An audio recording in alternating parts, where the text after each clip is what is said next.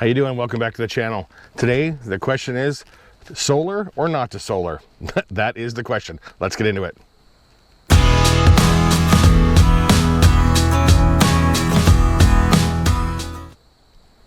Hey, how you doing? Welcome back to the channel. It's Dave here again from the Freedom 48 RV channel. If it's your first time here, it's great to see you. If you're coming back again for the RV series, I'm glad you guys came back. Okay, I have a full solar system for my RV. I get asked every time I'm somewhere, is it worth it? Is it not worth it?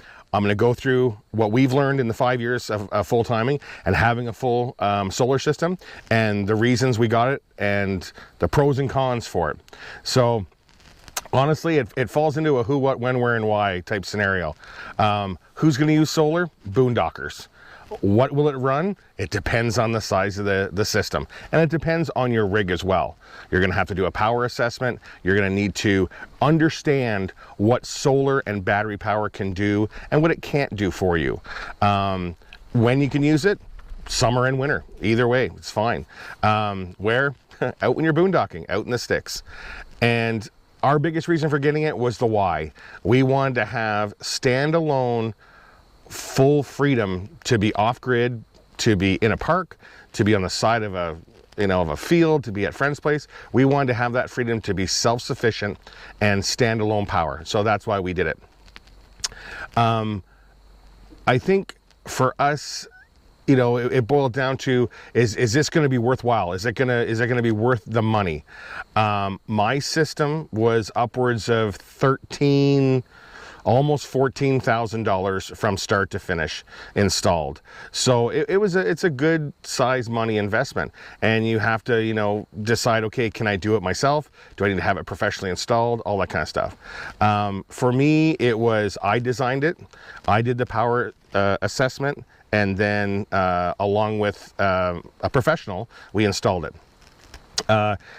Can you do it yourself? You can if you have the skills, but you need to research and you need to understand what that system is, and how things work the way they work. Hard or easy for DIY, it all depends on the skill set you have. Another thing we get asked a lot is what brands. Talking about brands is the most loaded question for anything, whether it's what type of RV, what type of truck, what type of this, what type of that.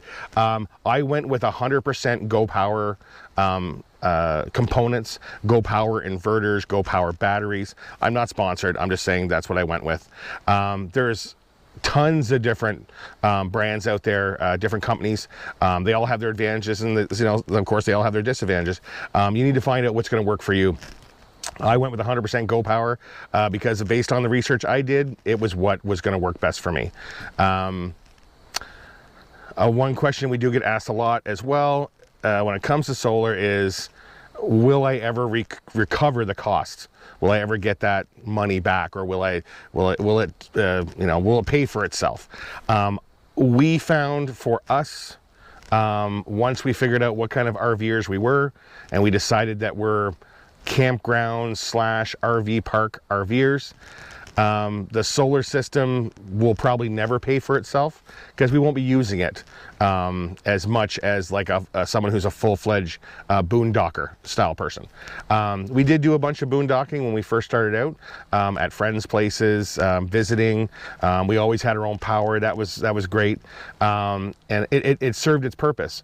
But we found that once we figured out that the type of RVers that we are, it's no longer, what we desire is to go boondocking. So yeah, so there's that. I think if you boondock a lot, or if you love the idea of the standalone exploring, going out in the boonies, having that freedom, solar is an amazing tool to keep you up and running. You don't necessarily have to have a massive system, depending on what kind of rig you have. You might just need a few batteries, a bunch of solar and a bunch of solar panels, and then go from there. Like I said, the amount that you're going to need is going to be based on what your power requirements are. You need to figure out What is the most important thing to you? Having your fridge running? Sure, if it doesn't run on propane. You want to be able to watch some TV at night? Sure, have enough battery power for that. If you have medical needs, like a CPAP machine that you need to run at night, you have to take that into account to make sure that that's functional at night, and you have enough battery power for that. So there is that need to understand how it works, and that brings me right into my final point, which is the learning curve. The learning curve with solar, it is there. I know for us, when we first got the rig done, I had done a ton of research about what my solar can do, what my solar can't do. Friends that would pop over, for dinner, or and my spouse as well, until she got a little bit more involved in why things work the way they work. The idea of, I just want it to work. I just want to flip a switch and it turns on. I just want to hit start on the microwave and it runs. You got to get past that curve, because in a sticks and bricks house, sure, as long as it's plugged in, you hit start and it starts. With solar, it's like, okay, I'm going to run the microwave, so I want to make sure that the air conditioner's off. Or I want to, I don't know, it's cold out and I want to just turn the fireplace on. Oh, I better make sure that I don't turn the microwave on while the fireplace is on, because I won't be able to handle it. Those kind of things. If you've got a smaller rig, you probably won't need as much. If you've got a full-size fifth wheel, you might need more. So you need to figure out what is going to work for your setup. There are so many resources, especially on YouTube, and I would stay away from this is how you install solar on YouTube. I would use YouTube for this is why solar works the way it works. These are the components of solar. This is how you do your power calculation. I would do things like that. There's tons of resources out there, but when it comes to the actual installation of the system, that's going to need some learning, some research, and get some professional help if you want. If you feel comfortable doing it to a certain point, and then you're like, okay, this is as far as I want to go, then you bring a professional in to help you finish. There's nothing wrong with that. I honestly, that's the way I did it, and I would highly recommend that, because having that professional, when you have this much money invested, is valuable, very, very valuable. So I would look at that.